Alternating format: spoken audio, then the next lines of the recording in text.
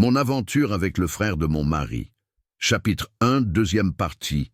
Écrit par Ernestine Mbakou. Comment pouvais-je être heureuse avec un fantôme? Il continuait à m'offrir des cadeaux, mais n'était jamais là. Fini les boîtes de nuit. Fini les sorties entre amis. Fini nos discussions en amoureux. J'avais l'impression d'avoir épousé un fantôme. Lorsque je voulais me plaindre, il m'offrait un cadeau. Ceci me fit plaisir au départ, mais je finis par m'en lasser. Cette vie n'était plus si amusante. J'avais honte de m'ouvrir à ma mère, car elle n'allait pas manquer de souligner qu'elle m'avait averti. Je me mis à pleurer toute seule dans ma chambre. Enfermée dans ma solitude, je ne voyais pas le bout du tunnel. Bertrand revint un soir et me lança « Mon frère est revenu de l'Europe.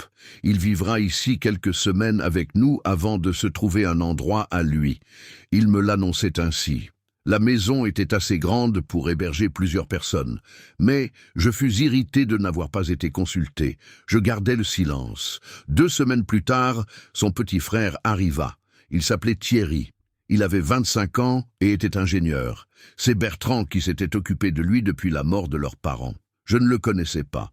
Au moment de notre mariage, il était déjà en Europe. Lorsque Bertrand nous présenta, je compris que ma descente aux enfers venait de commencer. Thierry était beau, grand, avec des yeux rieurs, et surtout, il était très disponible. Il trouvait toujours le temps de me faire rire. Peu à peu, il prit une place dans ma vie. Il m'emmenait en boîte de nuit, dans les sorties VIP. Bertrand nous avait donné son aval. Avec Thierry, je repris ma vie d'insouciance. Je pus renaître à la vie. Tout bascula ce soir-là en boîte de nuit. Nous étions un peu éméchés. Thierry m'embrassa.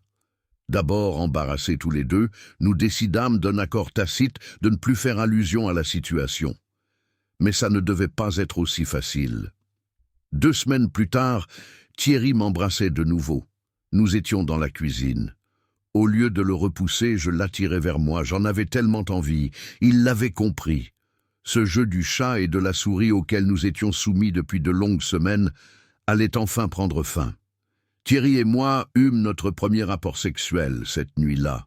Au réveil, je n'eus pas honte. Je trouvais tout ça normal. Thierry, quant à lui, eut un peu de scrupule. J'étais la femme de son frère. Mais je pus le rassurer. Bertrand n'était jamais là. On ne faisait rien de mal. C'est ainsi que débuta mon histoire avec le frère de mon mari. Mais rien n'est jamais facile. Le bonheur n'est pas toujours cette sensation agréable que nous croyons vivre. J'allais le comprendre à mes dépens. J'allais m'en mordre les doigts. Le roman entier est disponible sur Amazon, Fnac, YouScribe et Liretama. Abonnez-vous et partagez